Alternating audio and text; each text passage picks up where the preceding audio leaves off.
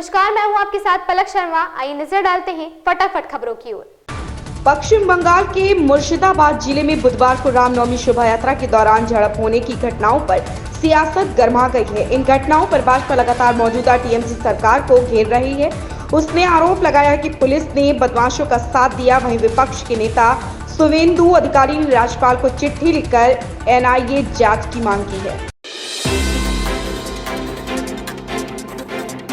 आम आदमी पार्टी ने मेयर पद के लिए उम्मीदवार का ऐलान कर दिया। आप नेता गोपाल राय ने कहा कि दिल्ली मेयर पद के लिए आम आदमी पार्टी की ओर से उम्मीदवार महेश कुमार खांची होंगे। ये करोल बाग के देवनगर वार्ड 84 से पार्षद हैं।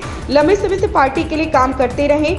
इन्होंने जमीनी स्तर से काम शुरू किया। सबसे पहले बूथ प्रेसिडेंट, फिर वार्ड प्रेसिडेंट बने। इसी के साथ आम आदमी पार्टी ने डिप्टी मेयर पद के लिए रविंद्र भारद्वाज को उम्मीदवार बनाया, जो अमन विहार से पार्षद हैं।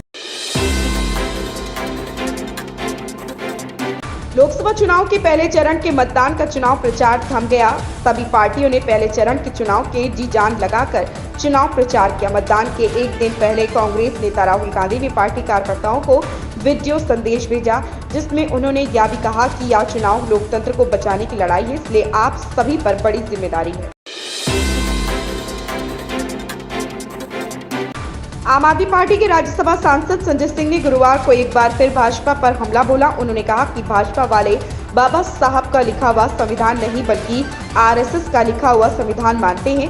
उन्होंने कहा कि अगर इस बार भाजपा सरकार सत्ता में आ गई तो ये लोग देश का संविधान बदल देंगे। डब्ल्यूएफआई के पूर्व अध्यक्ष और भाजपा सांसद ब्रजभूषण शरण सिंह यौन उत्पीड़न मामले की सुनवाई के लिए दिल्ली के राउत एवेन्यू कोर्ट पहुंचे।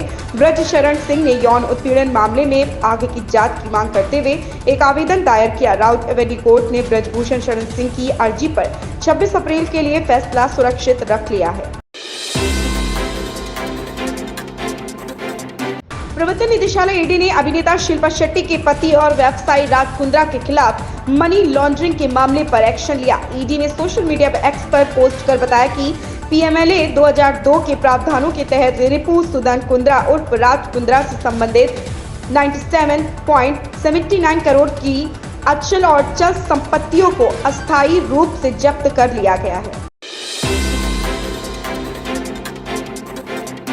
पश्चिम बंगाल में रामनवमी जुलूस पर हिंसा को लेकर बवाल मचा। भाजपा इस हिंसा के लिए टीएमसी और सीएम ममता पर निशाना साध रही। बंगाल विधानसभा में विपक्ष के नेता शुवेंदु अधिकारी ने कहा कि उन्होंने पश्चिम बंगाल के राज्यपाल सीवी आनंद बोस को एक पत्र लिखकर इस घटनाओं की जांच की मांग की है।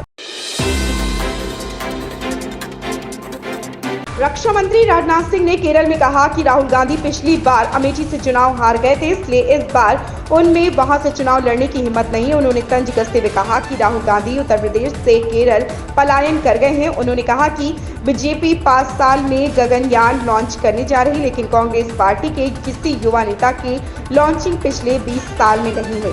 कांग्रेस पार्टी का राहुल यान ना तो लॉन्च हो रहा और ना ही कहीं उतर रहा है। जानवी कपूर जल्द ही फिल्म उलझ में नजर आने वाली हैं। हाल ही में जंगली पिक्चर्स द्वारा फिल्म का टीजर जारी कर दिया गया। टीजर में जानवी कपूर एक मिशन में देश को गद्दारों से बचाने और गद्दारी के आरोपों से बचने की जद्दोजहद करती नजर आ रही। टीजर जारी होते ही जानवी कपूर को राजकुमार राव और रूमर्ड बॉयफ्रेंड शिखर पहाड़िया की तारीफें मिल रही हैं। अगले 4 दिनों तक उत्तर भारत समेत पश्चिमी उत्तर भारत के हिस्सों में मौसम तेजी से बदलने वाला है। दरअसल ईरान और अफगानिस्तान के कई हिस्सों में बीती रात से ऐसी चक्रवाती हवाएं चलनी शुरू हुई हैं, जिसका असर उत्तर भारत के एक हिस्से पर पड़ने वाला है। ईरान और अफगानिस्तान में बदले मौसम से अपने देश में पड़ने वाले असर पर मौसम विभाग ने बारीक नजर बनाई हुई है। मौसम विभाग के वैज्ञानिकों के मुताबिक गुरुवार से लेकर सोमवार तक दिल्ली और एनसीआर समेत कई राज्यों में हल्की फुल्की बारिश से लेकर भारी बारिश का अनुमान लगाया गया है। इन खबरों में बस इतना ही। बने रहें हमारे साथ।